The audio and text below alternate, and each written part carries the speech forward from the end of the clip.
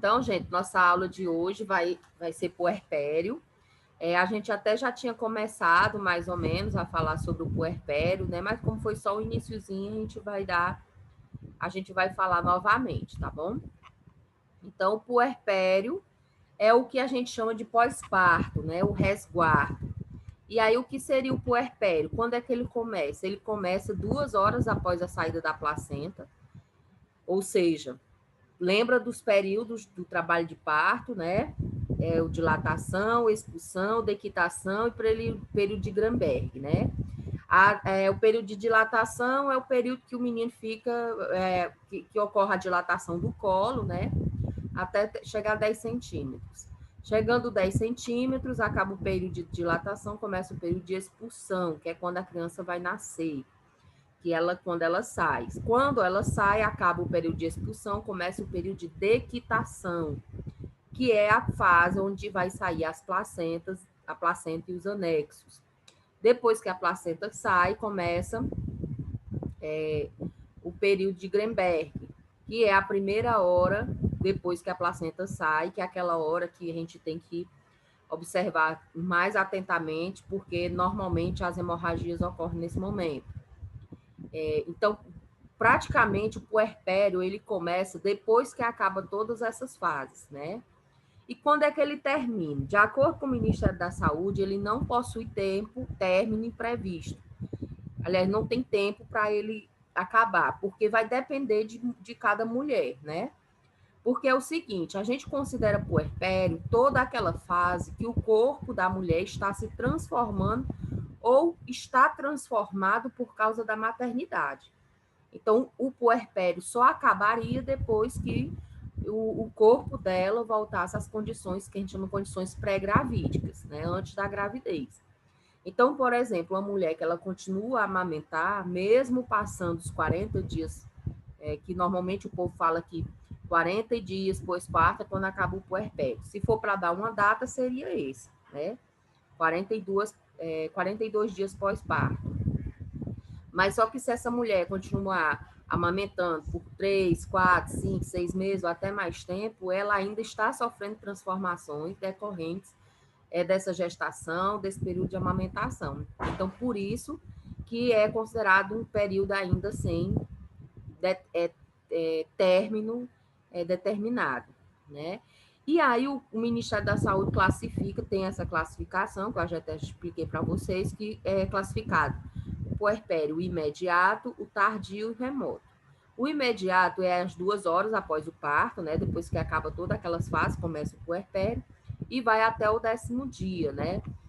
Normalmente, quem trabalha na atenção básica, o ideal é que se faça a visita do puerpério dentro desse período, tá? Existe, quando a gente trabalha na atenção básica, tem que ser feita a visita puerperal, que pode ser feita até 42 dias pós-parto, só que o ideal seria que fosse feita essa visita dentro dos 10 dias. O puerpério tardio é do 11º dia até o 42º, que aqui muitas literaturas, até eu falei para vocês que existe um escritor chamado Rezende, que ele é muito respeitado em relação à enfermagem, em relação às publicações de saúde, e ele classifica o puerpério de forma diferente. Ele considera que o puerpério acabe com 42 dias, né? Só como eu falei para vocês, a gente tem que se basear pelo que o Ministério utiliza. E aí ele classifica tardio, né? Até o 42 dias, e o remoto a partir do 43º dia pós-parto, e aí não tem tempo para terminar, justamente como eu já expliquei, por causa das modificações que ocorrem no corpo da mulher. E quais são os cuidados de enfermagem no puerpério, né? Normalmente, esses cuidados que eu vou falar aqui para vocês está muito mais relacionado aos cuidados com a mulher ainda internada, tá? Ela ainda está no hospital. Por quê? Porque durante as visitas puerperais, a gente vai ver, por exemplo, quando a gente for ver as outras intercorrências que ocorrem no puerpério, por exemplo, a criança não está pegando no peito direito, a mama está rachando, aí está com hemorragia puerperal. Então, esses outros cuidados a gente vai ver quando for falar das complicações, né? E aí, de certa forma, é um cuidado no puerpério. Mas esses aqui são mais específicos para os cuidados de enfermagem no puerpério, quando no puerpério imediato que ela está indo internada, que é verificar sinais vitais, principalmente pressão, porque, como eu disse para vocês, a pré-eclâmpsia e a eclâmpsia, ela pode se instalar durante a gestação, durante o parto ou no pós-parto. Então, um dos sintomas é justamente, um dos sinais apresentados é justamente essa alteração da pressão. Observar a incisão cirúrgica, né, se tem presença de sinais flogísticos. O que são sinais flogísticos? São sinais que indicam uma inflamação, que são 5: calor, rubor, dor, edema e perda da função, né? Ou seja, toda região que tiver quente ao redor, tiver vermelho, né, que é o rubor, se tiver inchado, né, que é o edema, a pessoa está sentindo dor e, de certa forma, não está conseguindo movimentar aquela região, são sinais flogísticos que indicam inflamação. E aí a incisão cirúrgica não é para estar com esses sinais flogísticos, né, porque senão vai estar inflamado, por isso que tem que ser observado. Também a gente tem que observar a questão da deiscência, da sutura, que é quando os pontos se abrem, né? Também quando a gente for fazer a visita puerperal na casa da pessoa, a gente também observar essa incisão cirúrgica, administrar medicamentos prescritos, colocar peso sobre o útero para mantê-lo contraído, como eu já disse. Algumas instituições, assim, muitas vezes a gente adota o que a instituição preconiza, né? Muitas instituições, elas utilizam isso. A gente colocar, tem aquelas bolsas térmicas, só que a gente não bota água quente, né? Ela só é o peso dela, a gente coloca por cima do útero, né? Para o peso facilitar ainda mais a contração do útero para evitar a hemorragia, né? Um dos grandes problemas da hemorragia puerperal é justamente o útero não se contrair.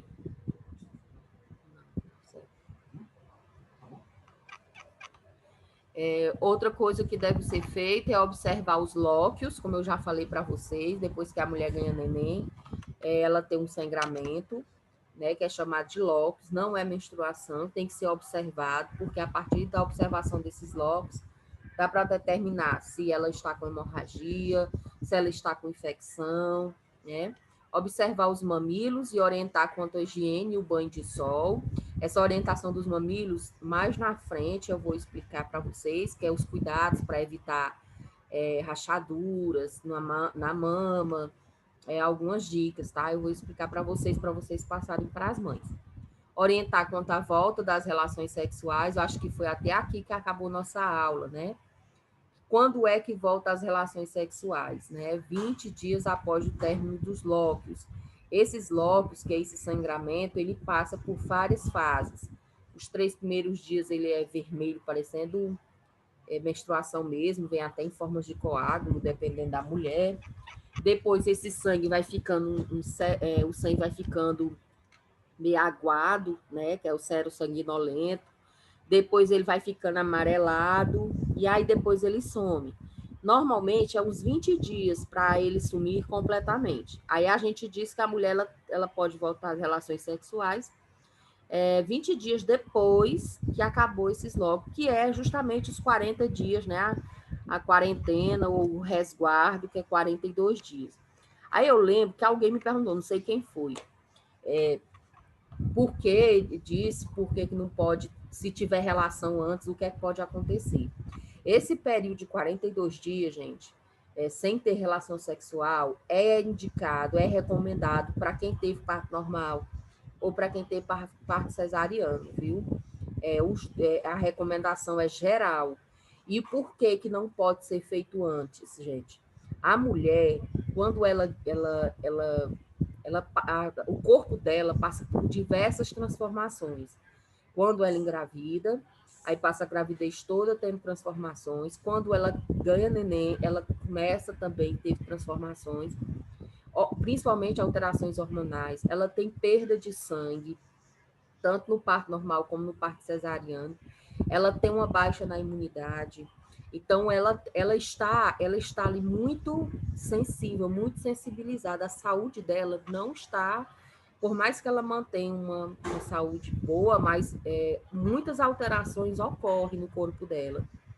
E uma das coisas que aumenta o risco de infecção puerperal na região genital da mulher, ela ter relação antes do tempo, tá? Não é por quebrar ponto, cesariana porque quebra ponto, é só não fazer nada, não. O problema não é esse. O problema é que a mulher está muito mais suscetível a ter infecções, a mulher está com várias alterações, então não é para ela ter relações sexuais, não importa se é cesárea ou normal. Aquelas que têm antes está se arriscando, tá? Se mesmo assim a mulher quiser ter relação antes do tempo, a gente tem que informar quanto aos métodos contraceptivos, porque também é um risco enorme se ela chegar a engravidar novamente. Gente, não existe indicação nenhuma para uma mulher engravidar antes de 2 anos, depois que tem filho, tá? O risco é muito grande, o corpo dela não está preparado ainda.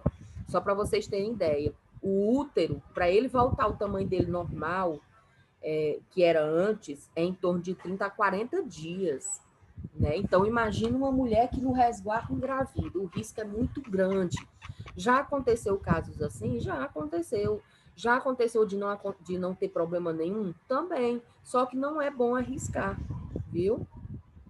Então, informar quanto os métodos contraceptivos, a gente já teve aula sobre os métodos contraceptivos e já foi informado para vocês os que a mulher que está amamentando pode tomar ou usar, que é a camisinha. Ela não pode usar os métodos hormonais. Por que ela não pode usar os métodos hormonais? Porque a menstruação dela não está regular, então ela não sabe o período fértil dela. E basicamente todos os métodos hormonais, desculpa, os naturais ou comportamentais, eles se baseiam justamente na observação do período fértil. E como a mulher acabou de ganhar neném, ela não tem esse período, tá tudo desregular, tá? Então, não é para usar os comportamentais, pode usar a camisinha, tá? Tanto a masculina como a feminina.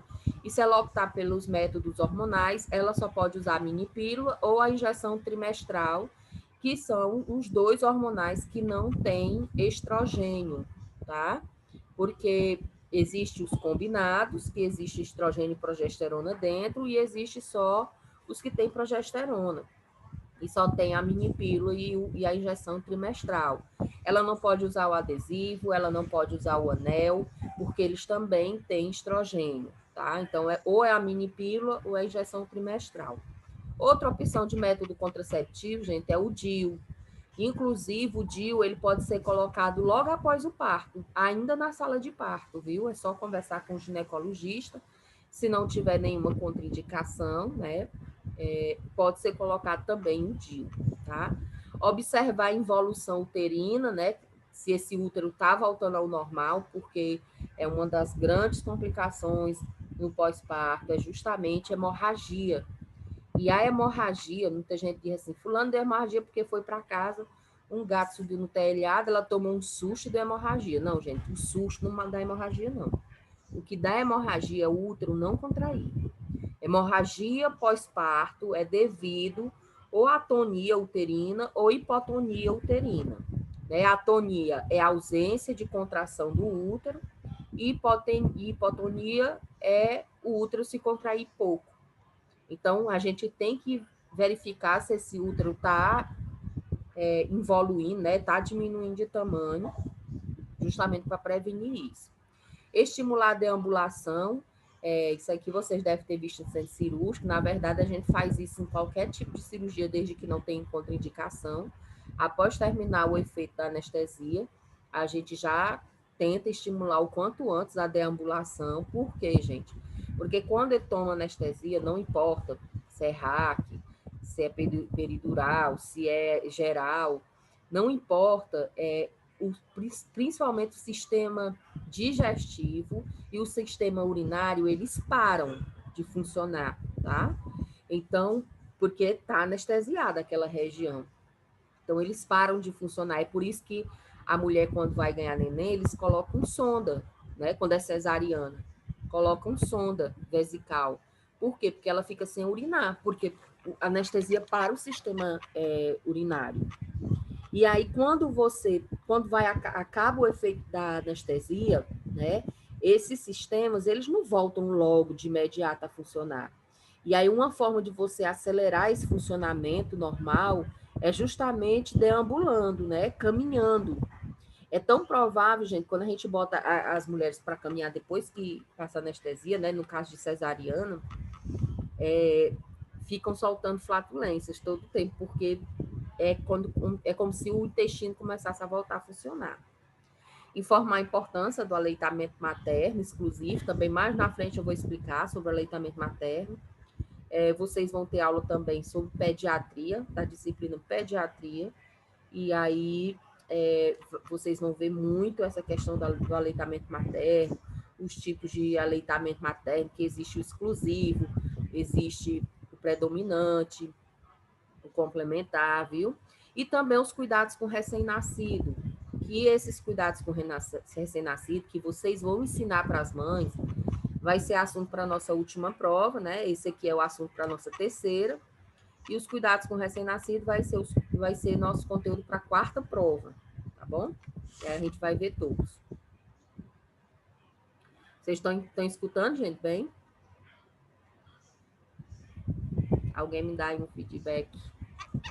Tá dando para escutar? Alô? Ah, Michele. Tá. Tá chuva, Michele. É o quê? Aqui tá caindo chuva, viu? Ô, mulherzinha, pois só não chove aqui em casa. Tô vendo só uns relâmpagos, mas chover aqui não tá, não. Mas vamos lá. E é grossa. Pois vamos continuar. Porque às vezes você fica tudo calada, aí a impressão... Eu fico falando sozinha, a impressão que ninguém tá me ouvindo. Mas vamos. Qual as modificações que vão ocorrer agora no corpo da gestante, né? Da gestante não, né? Da puérpera, né? A mulher que está grávida é gestante, a mulher que está em trabalho de parto, a gente chama de parturiente, e a mulher que já ganhou neném, a gente chama de puérpera, né? Então, quais as modificações que vão ocorrer no corpo dessa puérpera? Desculpa. Ixi, tá aqui, né? Deixa eu mudar aqui o negócio.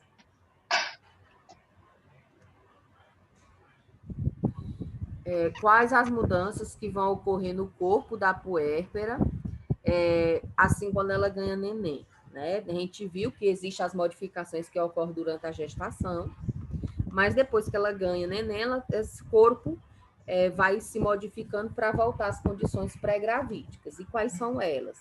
Então, em relação ao útero, que ele cresceu muito, né? Antes era em torno de 35 centímetros, agora ele está pesando praticamente 1 quilo, e depois que o menino nasce, ele continua pesando 1 quilo, porque ele está grande, ele aumentou de tamanho, e ele tem que diminuir.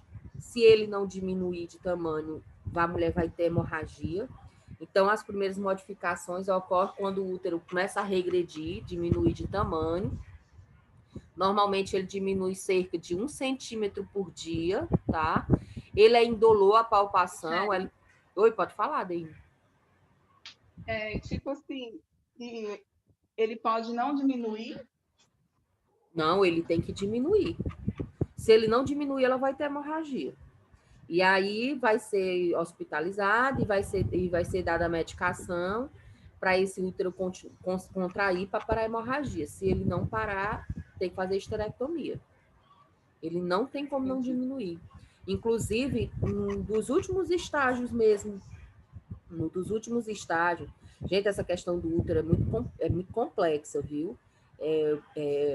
No último estágio que a gente foi, que eu fui levar aluno lá para o centro cirúrgico, eu presenciei lá um caso de uma mulher que foi ganhar neném, era cesariana, tá?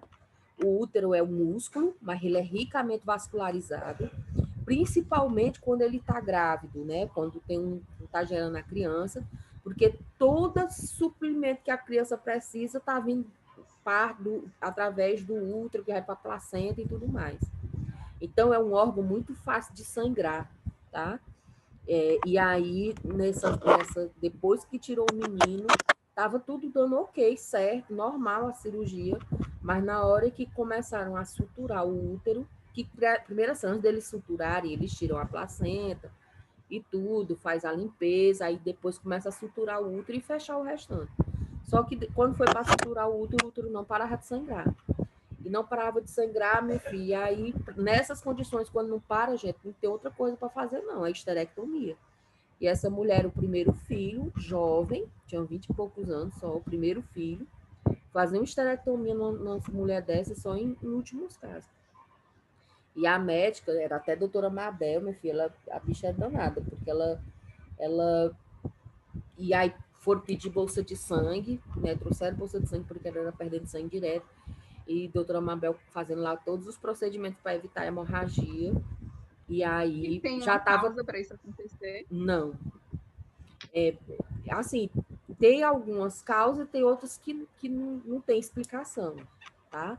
Por exemplo, se ela tivesse ruptura uterina, se tivesse tido alguma outra complicação, no caso de descolamento prematuro de placenta, se ela tivesse tido ruptura uterina, mas ela não, nesse caso ela não teve. É simplesmente na hora que retirou a placenta, não parou de sangrar mais. E isso pode acontecer, sem muita explicação. E aí já estavam prontos para fazer esterectomia nela, mas aí a doutora Mabel conseguiu reverter, conseguiu parar o sangramento, e aí ela ainda tomou a bolsa de sangue, mas não foi feita a esterectomia, ela conseguiu salvar o útero dela. Então pode acontecer esses problemas, viu? Um grande problema que a gente tem que tomar muito cuidado no pós-parto. Eu disse, muita gente não se preocupa com a mulher depois que ela ganha neném, né? Muita gente só vai pro menino, olha pro menino. Gente, a mulher precisa de muitos cuidados, muito. Ali ela tá muito fragilizada. Ela perdeu muito sangue, porque perde. Existe uma média, né? Diz que normalmente, no parto normal, ela perde meio litro, né? E do cesariano, 1 litro de sangue, né? Para ser mais ou menos normal. Muito além disso, já é considerada hemorragia. E aí ela fica anêmica, os hormônios dela se modificam, altera a questão da imunidade da mulher também. Ela tem a questão psicológica, que por mais... mas não foi depressão pós-parto. Não, não é só depressão. Mesmo que não desenvolva depressão pós-parto, que a gente vai falar, mas mesmo assim, gente, a mulher ela tem uma mudança em relação psicológica, né? Para a barriga crescer foi aos poucos, e de uma hora para outra diminuir a barriga. A gente sente um oco, a gente sente diferente, né? Então, a gente tem que prestar muita atenção em relação a essa mulher. Esse útero fica aquele bolinho, é como se ela tivesse, o menino tivesse dentro, mas só que menor. Fica o bolinho, né? A gente sente um bolinho no pé da barriga, né? Ele vai se contraindo, e muita gente, o povo chama que é a alma do corpo, porque diz que continua o menino mexendo na barriga. Ali não é o menino, não é a alma do corpo, é o útero se contraindo para voltar ao tamanho dele normal, né? Ele é indolor, não é para doer. Se doer, pode indicar infecção, tá bom? O colo do útero fica inchado, quando for fazer, vai ficar inchado mesmo. É outro motivo também de não ter relação sexual antes do tempo. A região genital da mulher ainda não está completamente ainda, nem porque não estava doente, né? Mas ainda não voltou às condições anteriores. Então é muito complicada essa parte, tá? E aí tem os lóquios. O que são lóquios, gente? Lóquios são o sangramento, ele é fisiológico, são secreções eliminadas pelo útero no pós-parto. Então, quando a mulher ganha neném, ela não está menstruada ainda. A menstruação, ela se refere ao ciclo menstrual, onde a mulher ovulou, o óvulo não foi fecundado, e aí ela menstruou. Quando a mulher ela acaba de ganhar neném, ela não ovula, tá? Ela só vai começar a ovular depois que dessa menstruação dela. E aquele sangramento que ela tem não é menstruação, são os lóquios, tá bom? E a gente tem que saber observar esses lóquios na mulher, porque ele vai passando por fases. E com essa observação, a gente consegue saber, por exemplo, se ela está com risco de hemorragia, se tem infecção, alguma coisa assim. Por isso que é importante a visita puerperal, né? Principalmente nos 15 primeiros dias, para a gente observar principalmente a incisão cirúrgica, se foi feita, né? Por exemplo, cesariano, ou até mesmo foi feita a episiotomia, e também observar os lóculos, tá? E os lóculos, ele é dividido dessa forma. Ele inicialmente ele é rubro, depois ele vai ficando fúcsia, flava e alba. Esses termos aqui, eles utilizam, até para concurso, eles utilizam esses termos, tá? Rubra é o vermelho, aquele vermelho vivo, muitas vezes vem com coágulos, por isso que muitas mulheres acham que é menstruação, porque se assemelha a uma menstruação assim nos primeiros dias, e a mulher vai ficar tendo esses lóculos rubro até o terceiro dia pós-parto. Se ela passar mais de 3 dias com esse sangramento dessa situação, ela pode estar com hemorragia, viu? Depois ele vai ficando fúcsia, né, que é acastanhado, como está aqui na imagem, ele vai ficando mais acastanhado, ou depois ele vai ficando um sangue meio aquoso, né? Depois fica flava, que é amarelado, e depois fica alba, que é o branco, né? Fúcsia é em 3, 4 dias pós-parto, o flava do 5º ao 10º dia, e depois de 10 dias fica só esbranquiçado, né? A partir do 10º dia até desaparecer. Normalmente esses lóculos desaparecem com 15, 20 dias, dependendo da mulher, tá? Mas é mais ou menos essa faixa. E aí a gente tem que observar, de acordo com quantos dias ela já ganhou neném, e perguntar a ela como é que está a cor dos lóculos, para a gente diagnosticar algum problema. Aqui é só, mais uma vez, falando dos lóculos. Com 3 dias ele é sanguinolento, é um vermelho vivo, consistente, odor de menstruação, né? Aumento e outra coisa, a mulher ela percebe que toda vez que ela tá aqui começa a amamentar, começa a sair mais sangue. O que é isso, gente? É porque a amamentação faz estimular a contração do útero. E aí, quando contrai o útero, sai mais sangue, viu? Do 4º ao 9º dia é sero sanguinolento, que é aquele amarronzado, aquele aquoso, né? E de 10 dias a 3 semanas ele é seroso, né? Que é o amarelado, depois vai ficando esbranquiçado até desaparecer. Aqui são as modificações que ocorrem na mulher, né? Na puérpera, no aparelho gastrointestinal, né? É comum as mulheres ficarem de 1 a 2 dias sem evacuar, ou seja, sem eliminar as fezes após o parto, né? Justamente por isso que a deambulação é importante, inclusive no parto normal. Caminhar, né? Mas não é vigorosa nem nada, é uma caminhadinha leve, porque para estimular a movimentação do sistema digestivo. As mamas aumentam de tamanho, então durante a gravidez inteira, as mamas ela já tem um crescimento, e quando ela ganha menino vai aumentar mais ainda. De 40 a 72 horas, de 2 a 3 dias é que realmente começa a descer aquele leite abundante, né? Essa descida desse leite a gente chama de apojadura, e muitas mães se desesperam porque nos primeiros dias essa não tem leite suficiente, ou às vezes tem leite suficiente, mas a criança não consegue pegar. Gente, é tudo uma fase de adaptação.